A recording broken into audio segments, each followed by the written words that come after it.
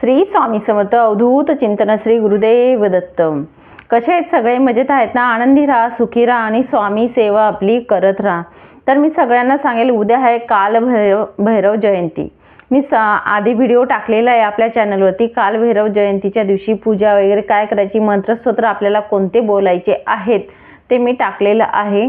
तर ते नक्कीच बघा, पूजा कशी करायची, काय करायची, तर तेच सांगेल तुम्हाला। काल भैरव हा जो अवतार आहे महादेवांचाच आहे। महादेवांचा रुद्र अवतार आहे। त्यांना उग्र स्वभावाचं म्हणजे दर्शवलं गेलं, कारण त्यांचा उग्र स्वभाव कसा झाला, काय झाला, सगळं आपल्या व्हिडिओमध्ये आधी मी सांगितलेली आहे ती कथा। त्यामुळे आता काही सांगत नाही, पण तुम्हाला सांगेल की उद्याच्या दिवसाला काल भैरव जयंती आहे। त्या दिवसाला आपल्याला थोड्या ज्या गोष्टी आहेत ते मी तुम्हाला सांगणार आहे। कोणाला साडेसाती असेल किंवा खूप प्रॉब्लेम असतील तर त्यांच्यासाठी मी नक्कीच थोड्या गोष्टी सांगेल। त्या नक्कीच उद्याच्या दिवसाला तुम्ही जी जमेल ती सेवा करू शकता त्याच्यापैकी, तर नक्कीच करा असं मी तुम्हाला सांगेल। कारण खूप महत्त्वाचा दिवस आहे आपल्या संकटांसाठी। आपल्यावर जे काही संकट येत असतं, महादेव हे थोडी पण आपण सेवा केली। काल भैरव हे कोणाचा अवतार आहे? महादेवांचा। तर महादेव हे भोळे शंकर आहेत, हे लक्षात ठेवायचं। आपण त्यांची थोडी जरी सेवा केली ना मनापासून, ते आपल्याला पावतात। म्हणून मी तुम्हाला सांगेल की उद्याच्या दिवसाला आपल्याला जी सेवा आहे, जे काय आहे ते मी सांगितलेलं आहे, पण आपल्याला थोड्याशा सेवा ज्या आहेत, उपाय बोलले जातात, ते करायचे आहेत। तर उद्याच्या दिवसाला तुम्हाला मंदिरात जायचं आहे। कालभैरवचं मंदिर असेल म्हणजे असतंच प्रत्येक गावी, असं मी बोलेल तुम्हाला। तर शोधा, नक्कीच भेटून जाईल जे मंदिर असेल ते। आणि नसेलच तर समजा तर महादेवाचं मंदिर जे असतं तिथेही तुम्ही सेवा केली तरी चालेल। पण मी तुम्हाला तेच सांगेल परत की काल भैरवाचंच मंदिर पाहिजे। काल भैरव महाराजांचं मंदिर शोधा, मिळेलच तुम्हाला। तर मंदिरामध्ये जाऊन आपल्याला राईचं तेल असतं बघा, राईचा तेलाचा दिवा तुम्ही लावून यायचंय। उद्याच्या दिवसाला नक्कीच ही सेवा करा, कारण आपल्या घरातील इडा पिडा संकट जे असतं आपलं ते कमी व्हायला मदत होत असते। म्हणून उद्याच्या दिवसाला ही सेवा करा। आणि मी असंही सांगेल तुम्हाला, जर तुम्हाला साडेसाती किंवा अशा काही गोष्टी असतील तर तुम्ही रविवारच्या दिवशी दर रविवारी निदान तुम्ही एक नारळ घेऊन जायचं। आरतीच्या वेळेस गेले तर अतिउत्तम। नारळ ठेवून यायचं आहे आपण। आणि तुम्हाला सांगेल तेलाचा दिवा जो असतो तो लावून यायचा आहे। सरसोच्या तेलाचा दिवा राहिला तर अतिउत्तम, नसेल तर मग आपला तिळीचा तेलाचा दिवा लावला तरी चालेल। पण तुम्हाला सांगेल सरसोचा तेलाचा दिवा आहे, माझ्याकडे बाटली आहे। पण एक तुम्हाला सांगू का, मी जेव्हा आपण दिवा लावत असतो, शनी महाराज आणि कालभैरव महाराज जे असतात त्यांना आपण दिवा लावायचा आहे। आता माझ्याकडे मोठी बॉटल आहे बरोबर। कधीही आपण दिवा लावत असताना छोट्या बाटलीत किंवा एक वाटी किंवा काहीतरी करून घ्यायचं, आपण त्या भांड्यामध्ये तेल काढायचं आणि नंतरच आपण दिव्यात टाकायचं। कारण दिवा लावत असताना शनी असू देत नाही तर कालभैरव महाराज असू देत, त्यांच्यासाठी आपण जे तेल नेतो बघा, तर ते तेल घरी आणावं लागत नाही। म्हणून आपण छोट्या बाटलीत यूज करताना व्यवस्थित करायचं, कधीही वापस आणत नाही तिथलं तेल जे असतं ते। म्हणून आपण थोडं काढायचं छोट्या बाटलीमध्ये आणि नंतरच आपण दिवा प्रज्वलित करायचा आहे। तिथे जेवढं आपल्या दिव्यासाठी तेल लागणार आहे तेवढंच न्यायचं आहे, हे लक्षात घ्या। तर ही गोष्ट आपण कायमस्वरूपी लक्षात ठेवायची आहे। कारण मी शनिवारी लावत असते तर मी छोट्या बाटलीत काढते, तो दिवा भरेल तेवढंच आणि मग तसं करत असते। तर तुम्ही रविवारच्या दिवशी तुमचे संकट असतील तर हा दिवा तुम्ही दर रविवारी लावला तरीही चालेल, तुमचे संकट नक्कीच कमी होतील।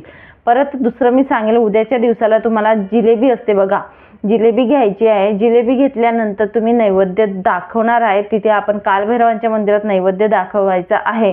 आणि काळं कुत्र जर मिळेल तुम्हाला, लहान आहे आपल्या सगळ्यांनाच माहिती आहे, जर जिथे कालभैरव असतात तिथे कुत्र असतंच असं बोलतात आणि राहतच। तर मग काळं कुत्र जर तुम्हाला भेटेल तर अतिउत्तम, काळ्या कुत्र्याला शोधा, मिळून जाईल तुम्हाला।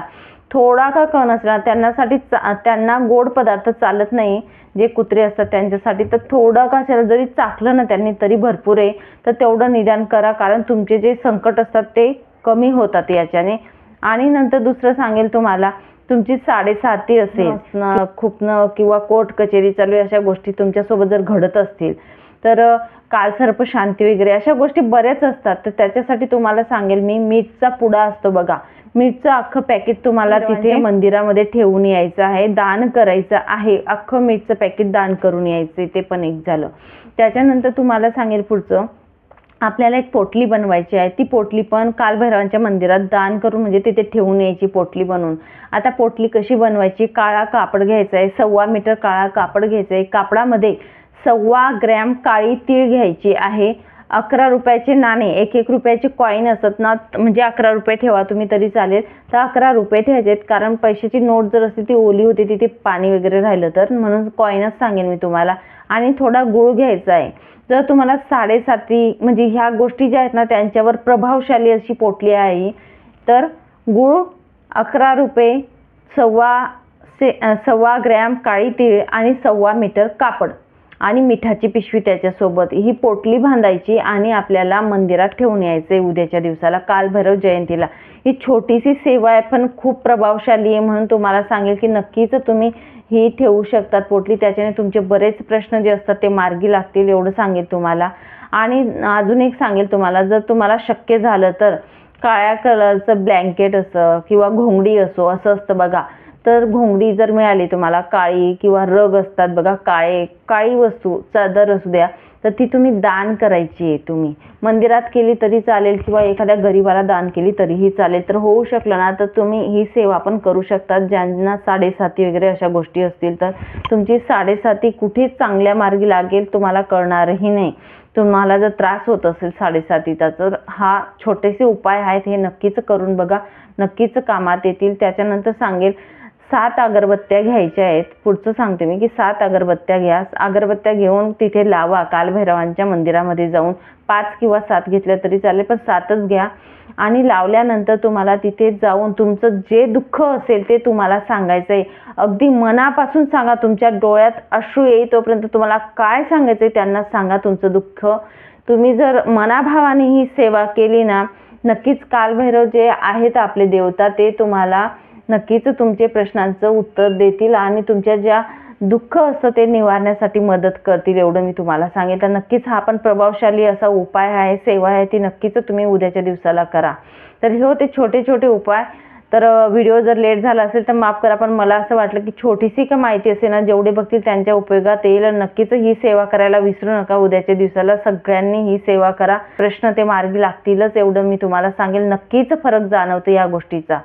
चला मग इथेच थांबते. नंतर अजून भेटेल पुढच्या व्हिडिओमध्ये नवीन माहितीसोबत, नवीन विषयासोबत. तोपर्यंत श्री स्वामी समर्थ. अवधूत चिंतन. श्री गुरुदेव दत्त.